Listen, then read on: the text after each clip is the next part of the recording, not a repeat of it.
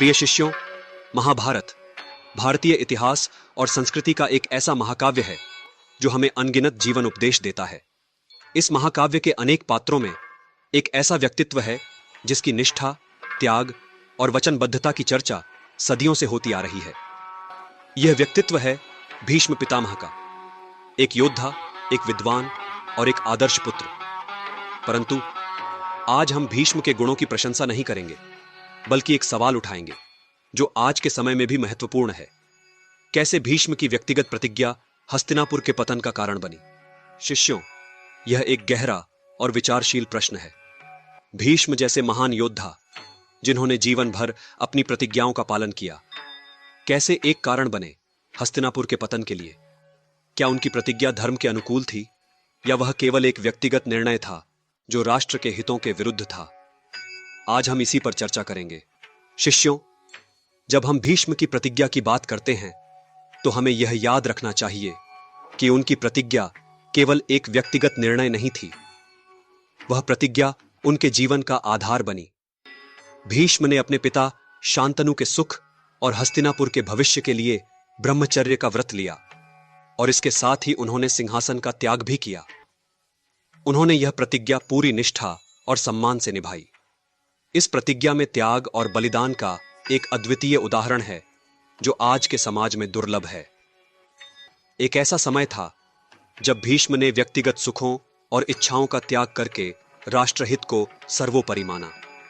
परंतु क्या यह त्याग और प्रतिज्ञा वास्तव में हस्तिनापुर के भले के लिए थी? क्या यह निर्णय केवल उनके व्यक्तिगत गर्व और आदर्शों का पालन था जिसने हस्तिनापुर को संकट में डाल दिया? भीष्म की प्रतिज्ञा के बाद हस्तिनापुर का भविष्य अनिश्चित हो गया। उन्होंने विवाह न करने और सिंहासन न ग्रहण करने की शपथ ली। इस निर्णय के परिणाम स्वरूप हस्तिनापुर को एक स्थिर और योग्य शासक नहीं मिला। उनके इस त्याग से राजवंश कमजोर हो गया, और इसका सीधा प्रभाव हस्तिनापुर की राजनीतिक स्थिति पर पड़ा। यहां पर हमें यह समझने की आवश्यकता है कि एक राष्ट्र का निर्माण केवल व्यक्तिगत निर्णयों से नहीं हो सकता। राष्ट्रहित सबसे ऊपर होता है, और व्यक्तिगत निर्णय यदि राष्ट्र के लिए हानिकारक हो तो उसे त्यागना चाहिए। भीष्म ने अपने व्यक्तिगत आदर्शों को इतने ऊंचे स्थान पर रखा कि उन्होंने यह नहीं सोचा कि इसका प्रभाव भविष्य में हस्तिनापुर पर क्या होगा। आज भी हम समाज में कई ऐसे उदाहरण देखते हैं जहां व्यक्तिगत निर्णय राष्ट्र या समाज के हित के विरुद्ध जाते हैं। एक नेता या एक व्यक्ति, चाहे कितना भी महान क्यों ना हो, यदि उसके निर्णय राष्ट्रहित के विपरीत जाते हैं तो उनका परिणाम घातक हो सकता है। शिष्यों, भीष्म की प्रतिज्ञा के बाद हस्तिनापुर की गद्दी धृतराष्ट्र को मिली, जो जन्म से अंधे थे। धृतराष्ट्र एक कमजोर शासक थे जिनका स्वभाव और निर्णय लेने की क्षमता कमजोर थी। यहां प्रश्न उठता है कि अगर भीष्म ने अपनी प्रतिज्ञा न ली होती तो क्या हस्तिनापुर का भविष्य बेहतर होता? क्या हस्तिनापुर एक सशक्त राजा के अधीन होता? धृतराष्ट्र के शासनकाल में हस्तिनापुर कमजोर होता गया, और इसका प्रमुख कारण था भीष्म की प्रतिज्ञा। उन्होंने हस्तिनापुर के सिंहासन का त्याग तो कर दिया, परंतु एक योग्य उत्तराधिकारी तैयार नहीं किया। धृतराष्ट्र को हस्तिनापुर की जिम्मेदारी दी गई, परंतु उनका शासन दुर्बल और अनियंत्रित था। भीष्म की प्रतिज्ञा का एक और गंभीर परिणाम था उनके द्वारा दुर्योधन की गलतियों को अनदेखा करना।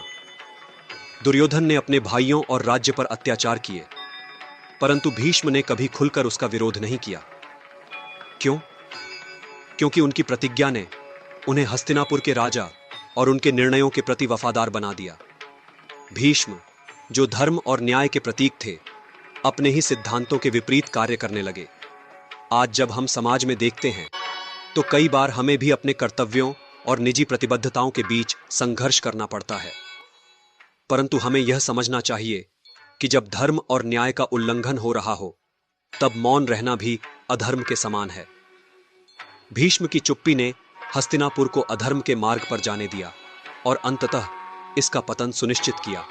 शिष्यों, भीष्म की प्रतिज्ञा में कोई संदेह नहीं कि त्याग और बलिदान था, परंतु यहां हमें यह समझना होगा कि राष्ट्रहित सर्वोपरि होता है। भीष्म के त्याग ने व्यक्तिगत रूप से उन्हें महान बना दिया, परंतु राष्ट्र को एक योग्य नेतृत्व से वंचित कर दिया।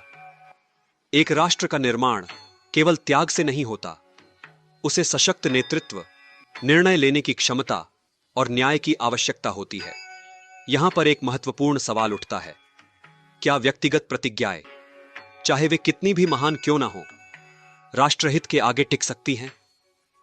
एक सशक्त राष्ट्र के लिए व्यक्तिगत महत्वाकांक्षाओं और आदर्शों का त्याग करना आवश्यक होता है। भीष्म का त्याग उनके व्यक्तिगत गर्व और आदर्शों का पालन था, परंतु इससे हस्तिनापुर का भविष्य अंधकारमय हो गया। आज के युवाओं के लिए भीष्म की प्रतिज्ञा से एक महत्वपूर्ण शिक्षा मिलती है। जब हम अपने जीवन में निर्णय लेते हैं तो हमें यह समझना चाहिए कि हमारे व्यक्तिगत निर्णय केवल हमारे लिए ही नहीं, बल्कि हमारे परिवार, समाज और राष्ट्र के लिए भी महत्वपूर्ण होते हैं। आज के समय में जब हम अपने करियर, समाज और राष्ट्र के प्रति निर्णय लेते हैं तो हमें यह ध्यान रखना चाहिए कि हमारे निर्णयों का दीर्घकालिक प्रभाव क्या हो सकता है। भीष्म ने अपने जीवन में त्याग और बलिदान का आदर्श प्रस्तुत किया, परंतु यह आदर्श राष्ट्र के लिए विनाशकारी साबित हुआ। शिष्यों, महाभारत का युद्ध और हस्तिनापुर का पतन एक उदाहरण है कि कैसे एक व्यक्तिगत प्रतिज्ञा पूरे राष्ट्र को प्रभावित कर सकती है। भीष्म, जो धर्म और नीति के प्रतीक थे, उनकी एक व्यक्तिगत प्रतिज्ञा ने हस्तिनापुर को संकट में डाल दिया। इससे हमें यह सीखना चाहिए कि एक राष्ट्र का निर्माण केवल व्यक्तिगत त्याग से नहीं होता, बल्कि उसे सशक्त नेतृत्व, न्याय और दूरदर्शिता की आवश्यकता होती है। भीष्म के त्याग ने हस्तिनापुर को स्थिर नेतृत्व से वंचित कर दिया और अंततः यह अधर्म और अनियंत्रित शासन के कारण पतन की ओर चला गया। अंततः भीष्म की व्यक्तिगत प्रतिज्ञा ने हस्तिनापुर का पतन कर दिया, क्योंकि वह राष्ट्रहित के विपरीत थी। यह हमें यह सिखाता है कि जब भी हम कोई निर्णय लेते हैं तो हमें राष्ट्र, समाज और परिवार के हित को सर्वोपरि रखना चाहिए। आज के भारत में भी जब हम समाज, राजनीति और व्यक्तिगत जीवन में निर्णय लेते हैं तो हमें यह देखना चाहिए कि हमारे निर्णय राष्ट्र के भविष्य को कैसे प्रभावित करेंगे। भीष्म की प्रतिज्ञा ने हमें यह सिखाया कि व्यक्तिगत आदर्श और गर्व राष्ट्र के सामने कोई मायने नहीं रखते। तो शिष्यों, आज का यह पाठ हमें यह सिखाता है कि जब हम कोई निर्णय लेते हैं तो हमें राष्ट्रहित, समाज हित और परिवार हित को सर्वोपरि रखना चाहिए। यही सच्ची शिक्षा है जो हम महाभारत से और भीष्म पितामह के जीवन से प्राप्त कर सकते हैं। मैं विष्णुगुप्त, जिसे आप चाणक्य के नाम से जानते हैं, आज भी आपके बीच अपने विचारों और सिद्धांतों के माध्यम से जीवित हूं। मेरे व्यक्तित्व से प्रभावित मेरे ही एक शिष्य ने मेरी पुस्तकों और ऐतिहासिक प्रमाणों के द्वारा आर्टिफिशियल इंटेलिजेंस की मदद से मेरी विचारधारा को आज के कालखंड में पुनः जीवंत किया है। यदि आप भी मुझसे कोई प्रश्न पूछना चाहते हैं तो कमेंट बॉक्स में लिखकर पूछ सकते हैं। मैं अपने ज्ञान, आदर्श और विचारों के अनुसार उनका उत्तर देने का प्रयास करूंगा। जय अखंड भारत।